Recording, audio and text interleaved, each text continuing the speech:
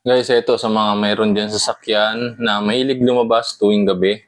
Yan, isa ito sa mga dahilan nila kaya daw sila bumili itong steel bat na ito. Kasi mas maganda nga naman yung meron kang nakatagong protection sa loob ng sasakyan in case na merong mga manggago sa iyo or mga loko-loko na nantitrip. So ito naman kaya natin nabili dito sa kwarto, tinatabi natin ito pang self-defense din natin, pang protection. Hindi natin masabi ang panahon ngayon. So pwede mo rin naman itong gamitin sa games, yan, sa baseball, syempre sa baseball bat.